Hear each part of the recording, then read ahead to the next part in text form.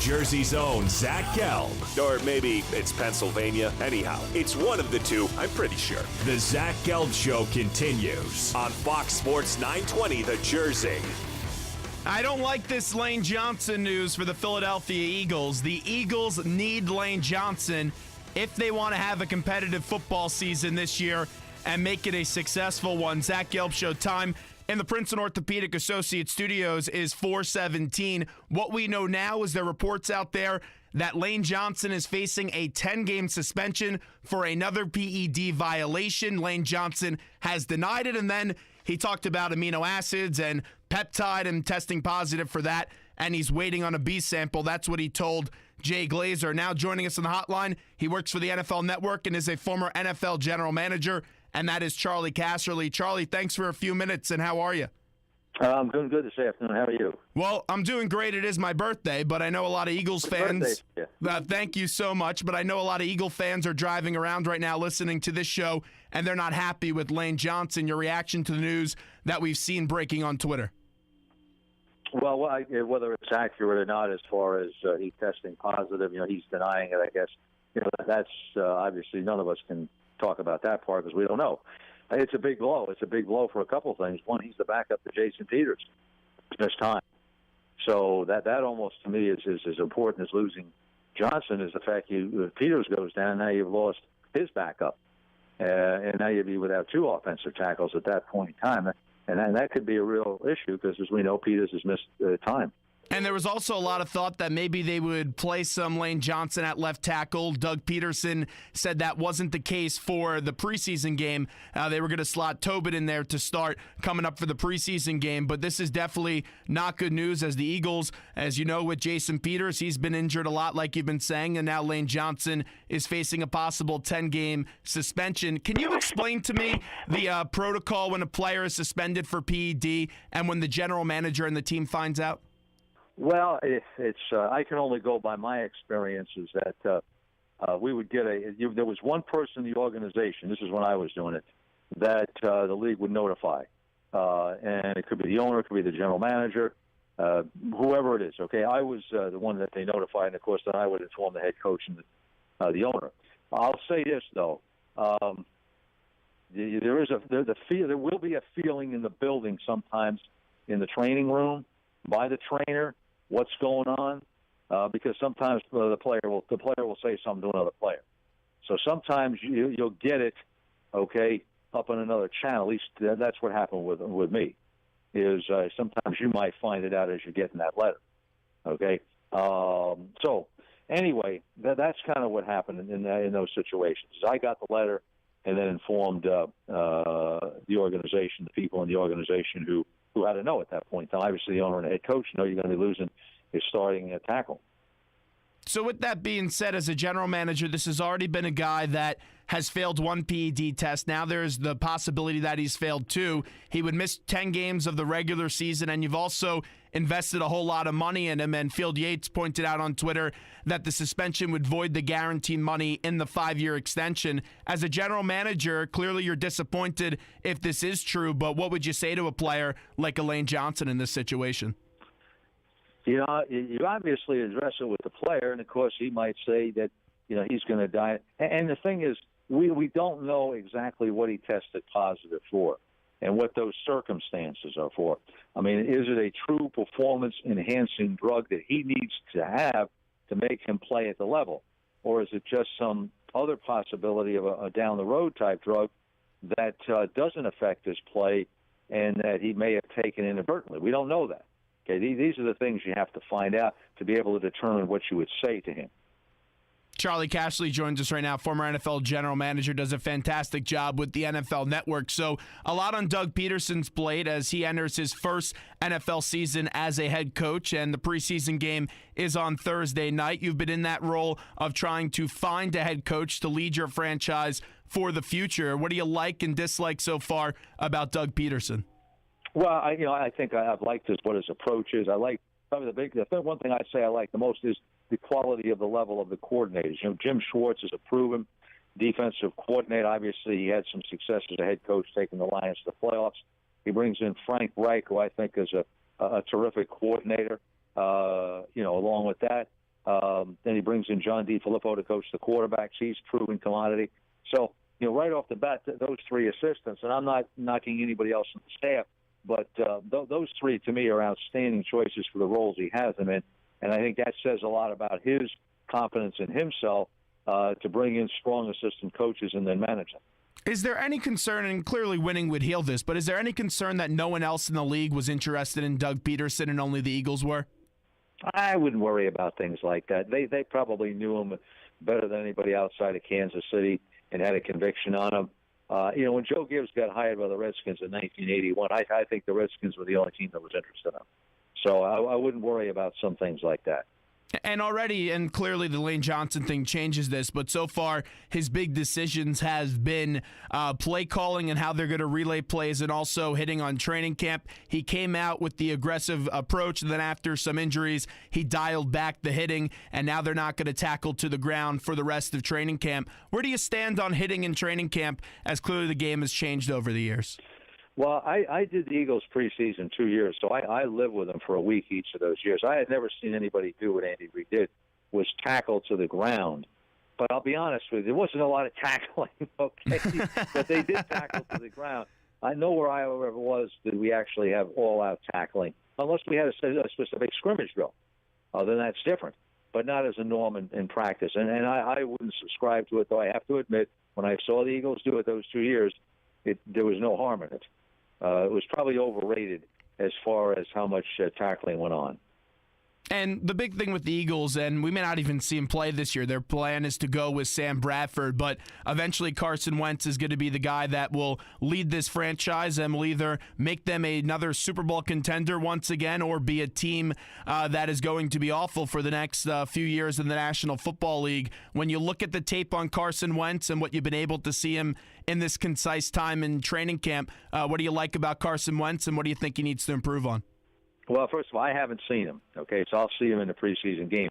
I've talked to people that I trust who have seen him, and they say that you see all the raw skills you want, the arm strength, the athletic ability.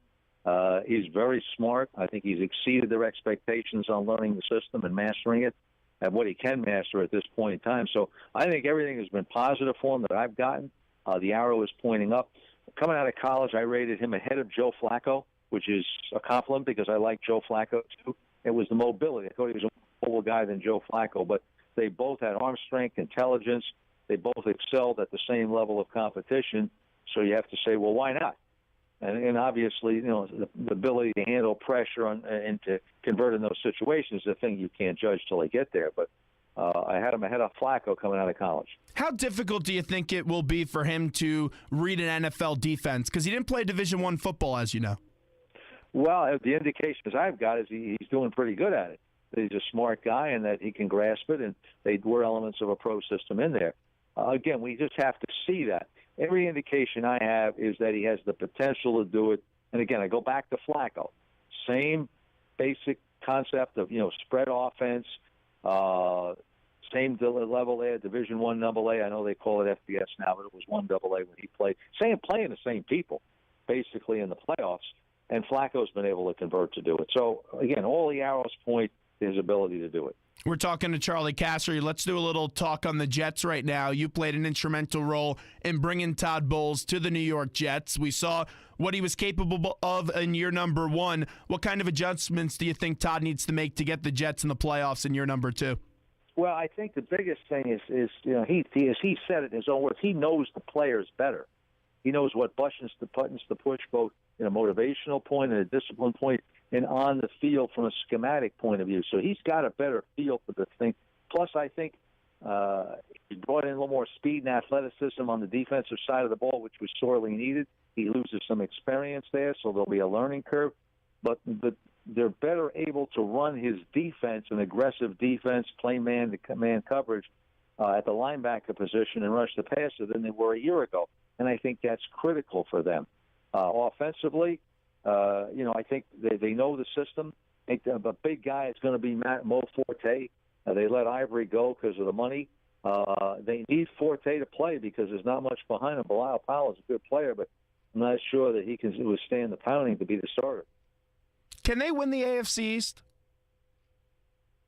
Well, first of all, I don't know who else. I don't know anybody who can in any division come in and beat the Patriots. People say, well, the AFC Patriots beat everybody outside the division too. So they've been to 6 Super Bowls now. I think the Patriots are still the team to beat. I don't look at any losses they've had as they lost Chandler Jones, but on the other hand, they picked up Martellus Bennett, tight end Chris Hogan, a wide receiver from Buffalo. They bring in Chris Long, and we don't know what Chris Long can do. Certainly, there is a loss with Chandler Jones, but there's also a plus side with the offensive players they brought in. Yeah, I agree with you. Even though they are having Brady miss the first 4 games, we've been able to see Belichick adapt, and also the Jets do have a tough schedule out of the gate. It's not like they have some easy games early on in the season as Charley Casserly joins us. So also let's spend a few minutes on the Jets with McAdoo and that hire.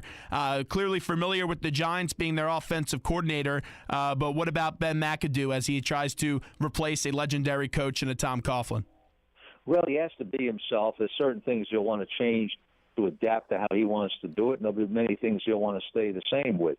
I think discipline and accountability at the level Coughlin had or exceeding that level is crucial because that's going to be respect that he's going to get for the entire team, not just the offensive side of the ball.